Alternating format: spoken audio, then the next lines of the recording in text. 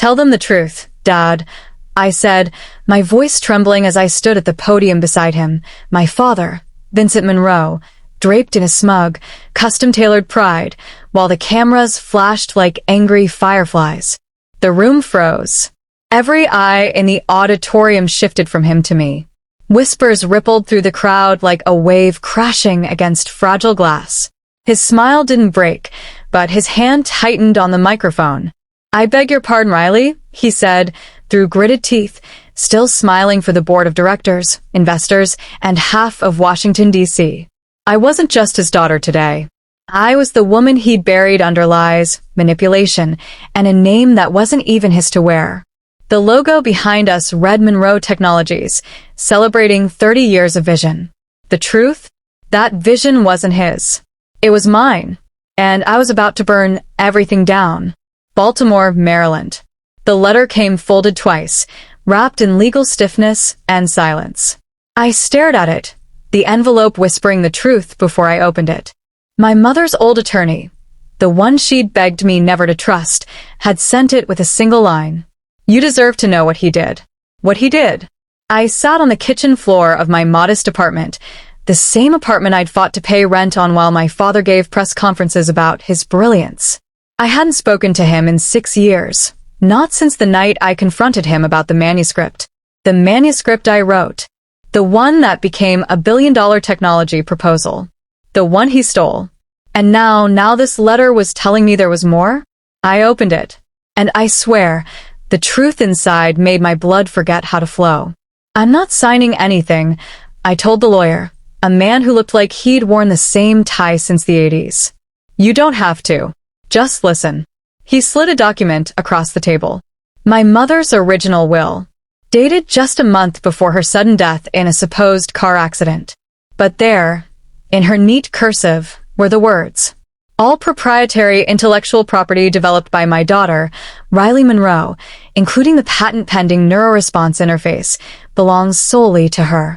Any misrepresentation by Vincent Monroe shall be considered theft under Maryland law. My hands shook. She knew, I whispered. She knew what he'd do. She tried to protect you, the lawyer said. But he got to the board first. He buried this. Deep. Something inside me cracked open. Let me handle the pitch, Riley, my father said. You're young. You're not ready. But I wrote the code, Dad. I built the platform. You just helped edit the slides. Exactly. Helped. It's called teamwork. And people don't invest in little girls fresh out of MIT with anxiety meds in their purse. They invest in experience. I should have seen it then. But I was 24. Naive. Desperate for his approval. So I said yes. That was the last time I saw my name on anything that mattered. I couldn't sleep that night. I just kept staring at my mother's words, wondering how long she'd known, how long she'd kept the truth like a fragile bird in her chest, and how far he'd go to silence it. Because what the lawyer didn't know was this. My mother didn't die in a car accident. She disappeared. And I was the only one who ever suspected foul play. Riley, he said, surprised. He stood at the entrance of his McLean estate like a king seeing a ghost. His third wife appeared behind him, her perfect cheekbones curving in discomfort. You look different, he muttered. I look free, I replied. He laughed, though his eyes scanned me like a threat. To what do I owe the honor? You stole my life, I said. And now I'm going to take it back. For weeks, I gathered evidence. I pulled emails, metadata, timestamps, dug into my old hard drives, found drafts and journals, witnesses, even my old therapist notes that detailed every idea before it ever became his legacy. But what I didn't expect to find was this. A wire transfer, large, 6 figures, made to a private investigator the same month my mother vanished. And suddenly, the tech theft wasn't the darkest thing. I showed up uninvited. My sister Amanda choked on her wine. What the hell are you doing here? My father stood at the head of the long, golden table, raising his glass for a toast. To family, he said. I waited until he took a sip. Then I pulled out the folder. Remember this? I said, dropping it beside the turkey.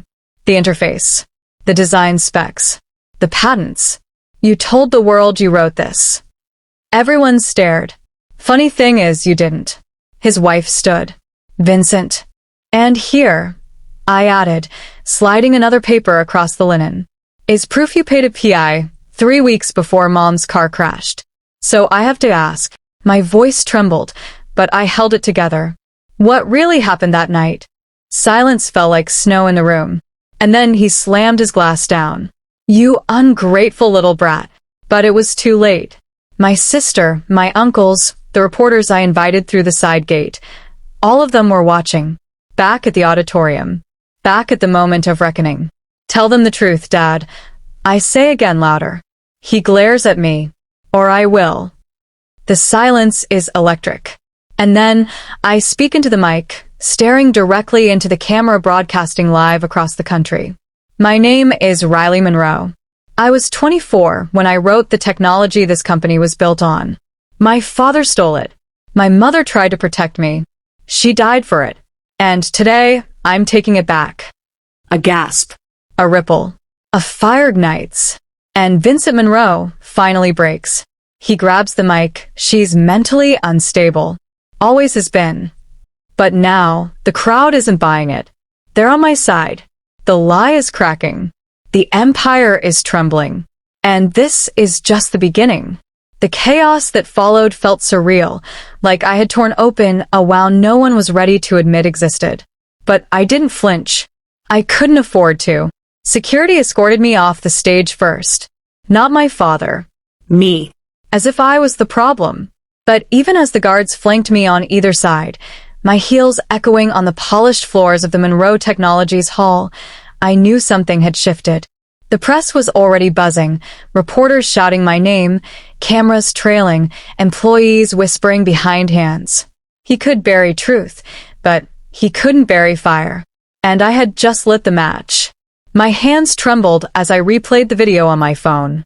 I watched myself call him out, again and again, trying to convince myself I had really done it.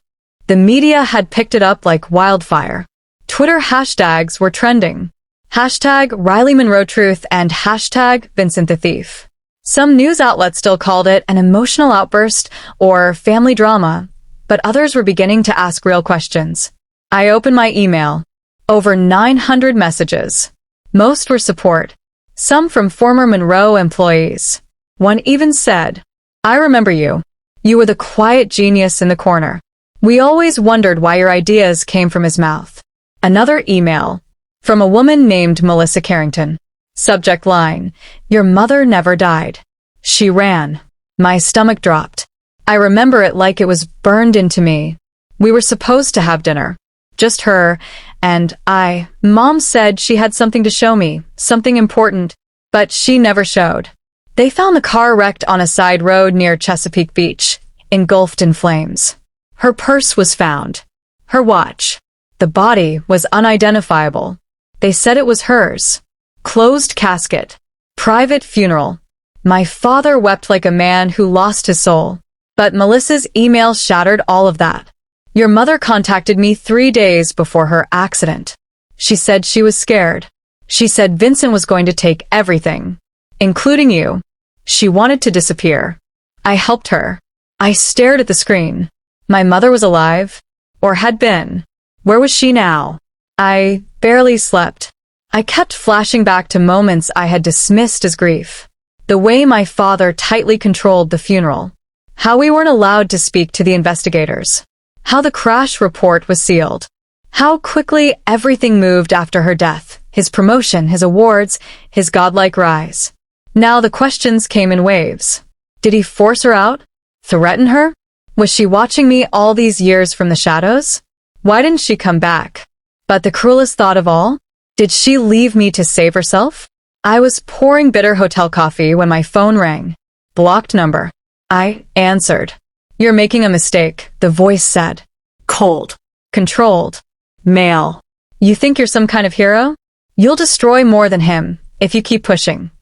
I froze. Who is this? But the line went dead. I stood there, heart pounding, phone still in my hand, knowing 2 things for certain. My father wasn't going down without dragging others with him.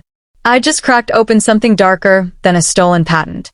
2 days later, Amanda, my sister, called me. We need to talk. In person. I met her at a quiet restaurant in Georgetown, a place we used to go before our family broke into factions. She was already seated when I arrived, designer sunglasses on, espresso in hand. You always did know how to make a mess, she said. I exposed the truth, I replied. She sighed and pulled off her glasses. You don't know the full story. I leaned in. Then tell me. She hesitated, bit her lip, looked away. Then she said quietly, Dad didn't just steal from you. He took a lot of things. Like what? Her voice dropped. Like her. Like Mom. And her silence wasn't a choice. It was survival. My throat tightened. You knew she was alive? I suspected. Once. I asked him and he lost it. Slammed a glass into the wall. Told me never to ask again. That if I valued my future, I'd shut my mouth. I stared at her, rage and grief boiling together. You stayed quiet for promotions and bonuses? No, she said, eyes glistening. I stayed quiet because I was afraid. Because I watched what he did to you, and I knew he could do worse. Melissa sent me a location, Silverton, West Virginia, a place I had never been. A town so small it barely showed up on Google Maps. Attached was a grainy photo. My mother, older, thinner, wearing a scarf. But it was her. A timestamp from 2 weeks ago. And just like that, the game changed again. I wasn't just trying to reclaim my life. I was chasing a ghost. A mother who had been made into a lie. I left at dawn. 5 hours later, I pulled into a sleepy town surrounded by fog and old pines. The house was on the edge of a forgotten road, hidden beneath towering oaks. I almost didn't recognize her when she opened the door. But then I did. Her eyes. My eyes. Riley, she whispered, like a name she hadn't said in years. I couldn't speak. Just stood there, staring. Tears welled up, hot and wild. I thought you were dead, I croaked. I thought he'd come for me, she said, her voice cracking. I thought if I stayed hidden, he'd leave you alone. I stepped forward. You were wrong. She told me everything. How she found out my father was stealing my work. How she gathered evidence. How the night she was supposed to give it to the press, the brakes on her car failed. Melissa helped her fake the rest. Why didn't you come back? I asked, voice breaking. Because he threatened you. He said he'd ruin you if I made a sound. And I believed him. God help me, I believed him. We cried, held each other. And something inside me, something cold and shattered, began to mend. But I wasn't done. Now I had something more powerful than proof. I had her. I released the next wave. Audio recordings, emails, journal entries, and photos. But this time, I included a video. My mother. Alive. Speaking directly to the camera. I am Emily Monroe. And I faked my death because I was terrified of the man I married. The man you celebrate. He didn't build Monroe Technologies. He stole it. From me. And from our daughter, Riley. The internet exploded. Board members resigned. Lawsuits poured in. Investigations launched. And my father? He vanished. But not before one final message arrived in my inbox. You think you've won. But I built this world. You're just a glitch in it. I used to think silence was strength. That staying calm, swallowing pain, and hiding the truth made me powerful. That enduring quietly made me noble. But I was wrong. Silence only ever served him. And now I had a war to finish. My father had vanished. But a man like Vincent Monroe didn't vanish, he repositioned. Behind curtains. Inside shadows. Somewhere quiet where he could plot his next strike. The media painted him as disgraced. Cowardly. But I knew better. He was watching me. Waiting. And planning to bleed me dry from the inside. The boardroom was colder now. 3 senior members had resigned since the expose. 2 more were under internal investigation. Stock had dropped 22%. Investors demanded emergency meetings, and employees walked through the halls like they were trapped in a crumbling empire. And then there was me, Riley Monroe, the truth teller, according to the Washington Post. I wasn't here for vengeance anymore. I was here to rebuild what he had corrupted, what I had created. They gave me a temporary seat on the board, a token gesture, they thought, to calm the media. But I knew it was only a matter of time before someone tried to push me out again. So I came prepared. It arrived in a brown envelope on my desk. No name, no stamp, just the company logo on the flap. Inside was a single sheet. Typed. Proposed reinstatement of Vincent Monroe as senior consultant. Internal review panel discussion. Confidential. My chest tightened. They were considering bringing him back. After everything. I gripped the edge of my desk so hard my knuckles turned white. He was testing the waters. Probing for weakness. Manipulating loyalties from the shadows. I called an emergency meeting. The board sat in silence as I placed the memo on the center of the table. I know some of you still have ties to Vincent, I said. Some of you owe him your careers, your wealth, your reputation. I looked each of them in the eye. But let me be clear. If he returns, I walk. And when I walk with evidence, documents, press, and the full weight of the truth you all tried to suppress. Someone scoffed, a man named Nathan Bishop, who had been my father's loyal shadow for 20 years. You don't run this company, Riley. You're just the ghost of a scandal. I leaned forward. No, Nathan. He's the ghost. I'm the one who survived. The room was tense, but no one challenged me after that. At least, not to my face. It was nearly midnight when I left the office. As the elevator doors slid shut, I heard a voice behind me. Going down. Nathan stepped in. Too close. Too calm. I pressed the button for the ground floor, my pulse quickening. I know what you're doing, he said, smirking. Dragging skeletons out of closets. Burning down the house your father built. It wasn't his house. He laughed. You think any of this matters? The board will spin the story. Investors have short memories. Your mother's little video won't last forever. He leaned in. Sooner or later, people get bored of broken daughters and dead wives. I didn't respond. I just pulled out my phone and played back the voice recording I had started 5 seconds after he entered. His face turned pale. The elevator dinged. I'd start packing your office, Nathan, I said as I walked out. But he wasn't the only snake in the walls. The threats started rolling in again. Anonymous emails. Hacked documents. One night, someone tried to break into my apartment, only to find I'd already relocated to a secured suite under a false name. Still, I could feel him, my father, watching, waiting for the moment I stumbled. Handwritten, left on my hotel pillow. You think truth is power? Truth is gasoline. It only matters when you light it. Let's talk. One time. You owe me that much. V. I stared at the letter for hours. Then I burned it. But I memorized the location he left on the back. The National Arboretum. Sunday. 6 p.m. Why there? Why now? I didn't tell anyone. Not the press. Not even my mother. Because something in me needed to see him again. To face him.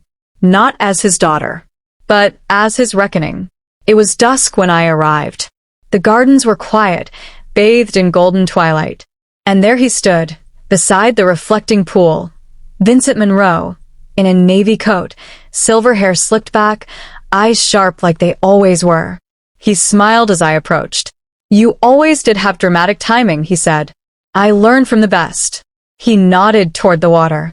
Did you come to gloat? No, I said. I came to understand. He chuckled. The truth is ugly, Riley. Always has been. Then tell it.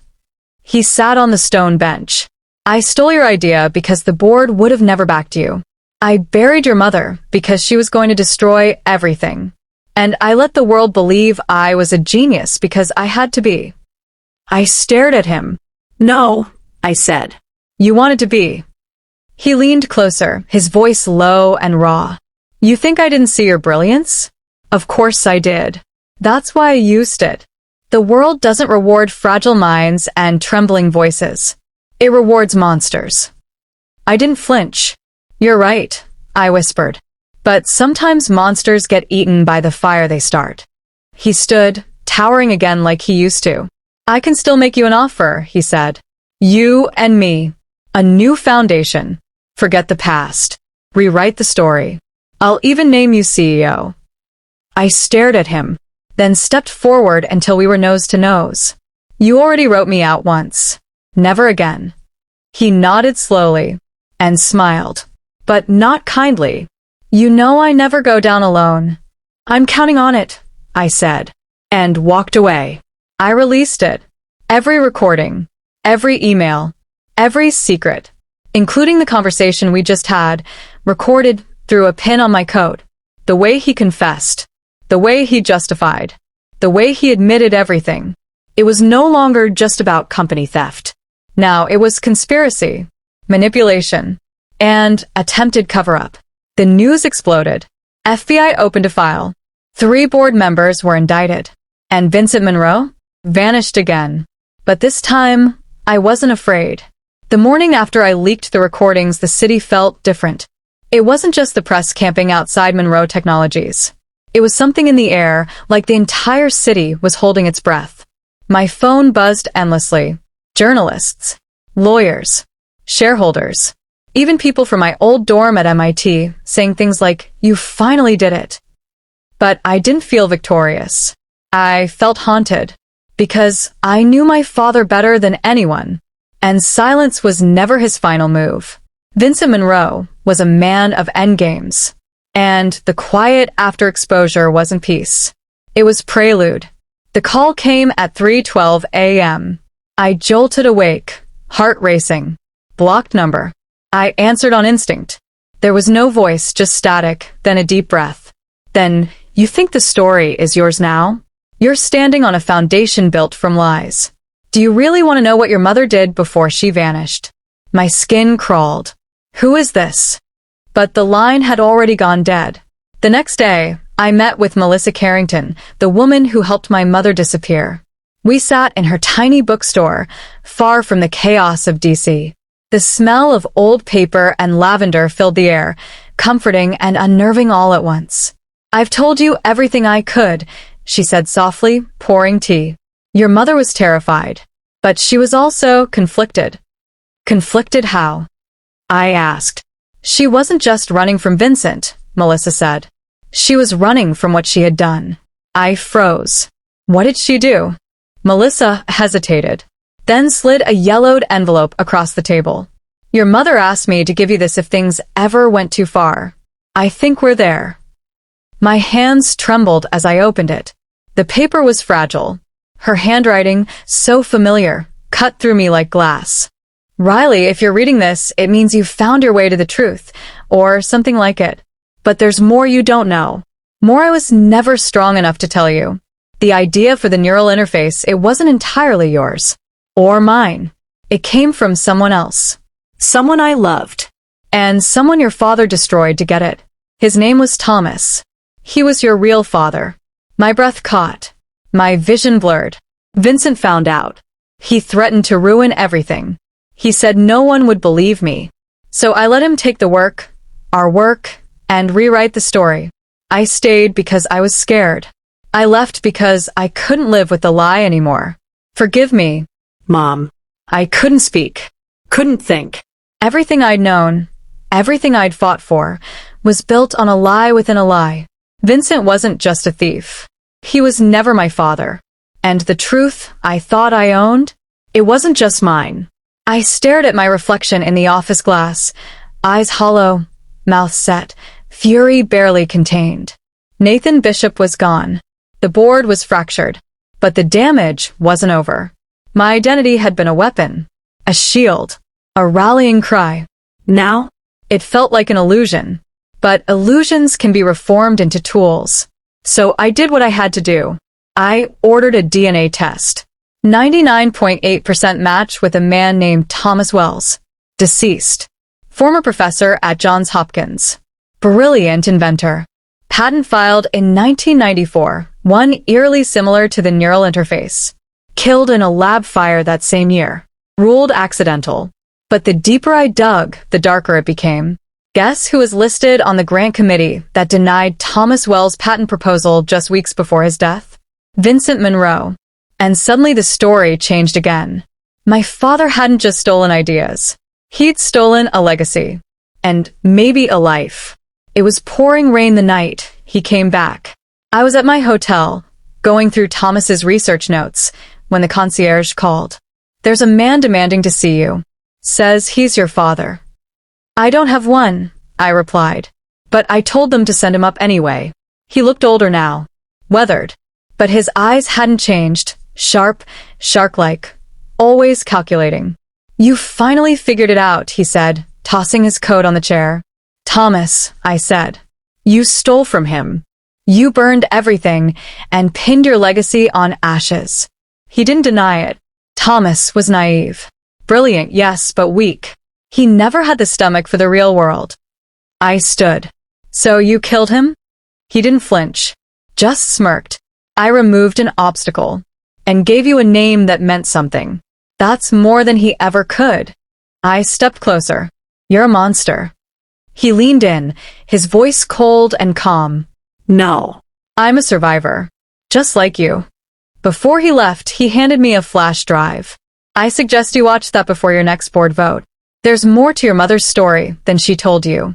Use it wisely, or this empire of truth you've built. It'll collapse. Then he disappeared into the night, swallowed by thunder and shadow.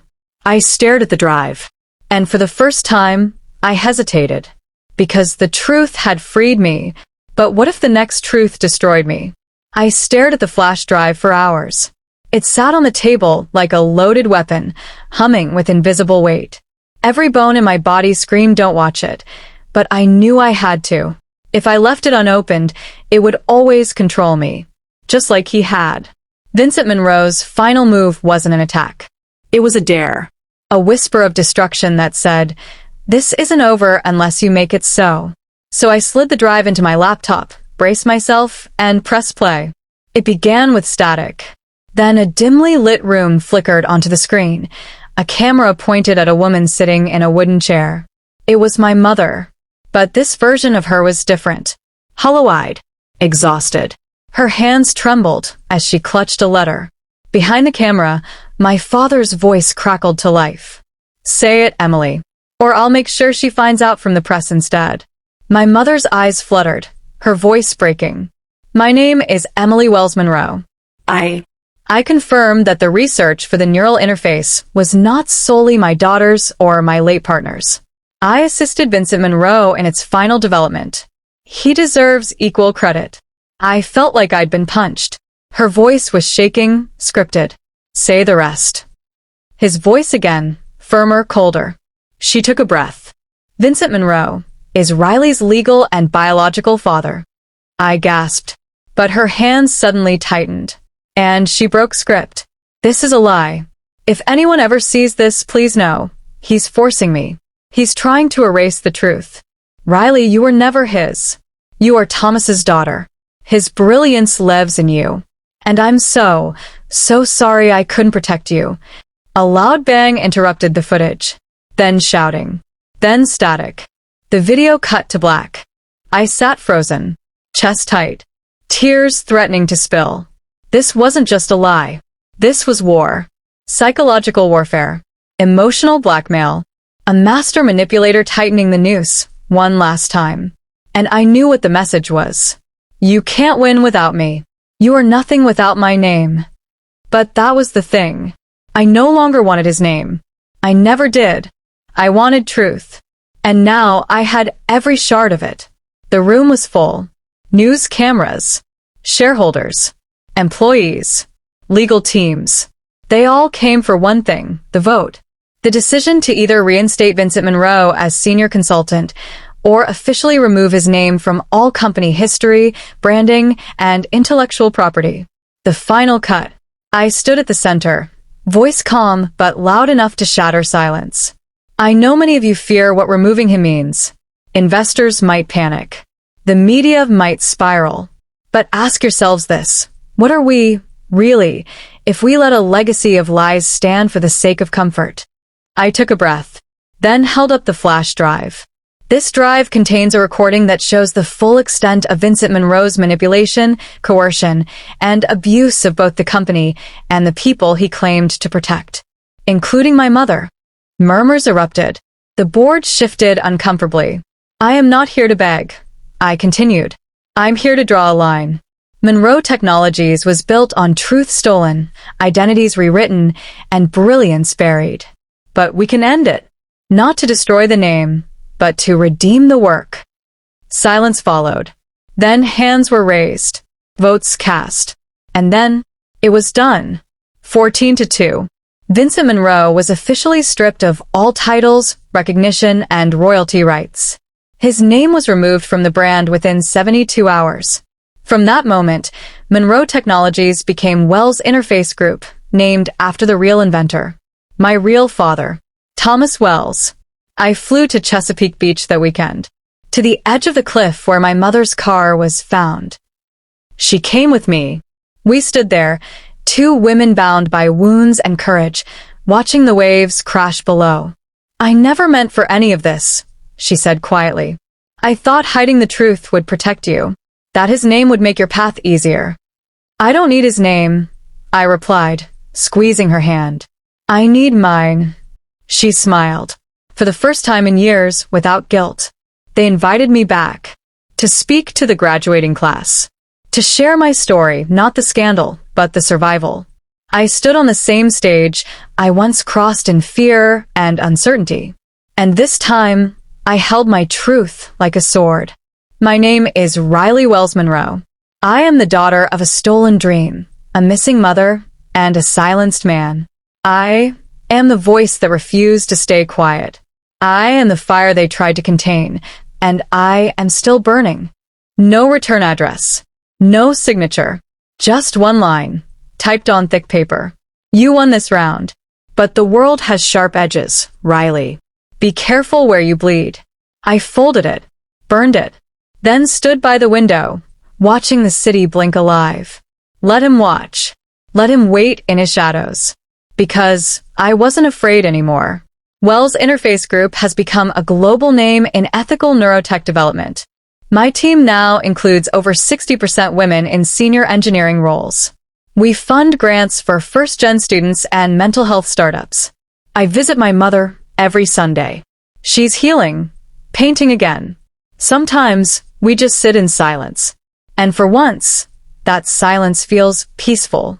My real father's research, the one Vincent tried to erase, is now publicly archived at Johns Hopkins. It has his name, and mine, together.